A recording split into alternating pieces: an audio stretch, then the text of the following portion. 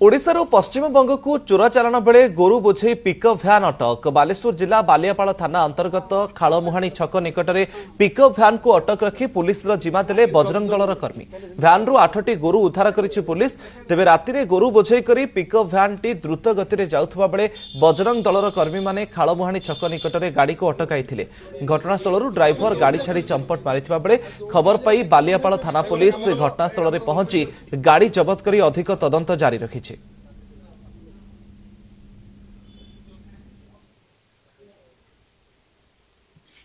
आजिकल बालियापाड़ बहुत मात्रा रे गो चालान होची आ गो माफिया ने विभिन्न प्रकार पद्धति रे गो माता को बुझे गाड़ी हो बा गुटे गुटे चले चले हो बा डंगा देई हो एमिति विभिन्न प्रकार अमानसिक भावे गो माता को चालान करचंती।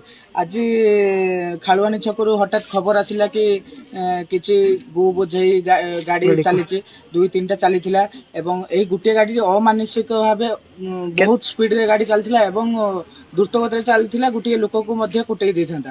तो गाड़ी बैलेंस फेल है गुटे गछरे बाड़ी हैला परे ताकू स्थानीय लोक ताकू अटक देखिला परे खबर देले ता मध्य रे से आमे बजरंग दल जाई पहुंचली। बजरंग दल को खबर देइथिबा हेतु आमे जाई सेठी पहुंचली जहा द्वारा सेठी देखिलु अमानसिक भावे गो चालान चलथिला।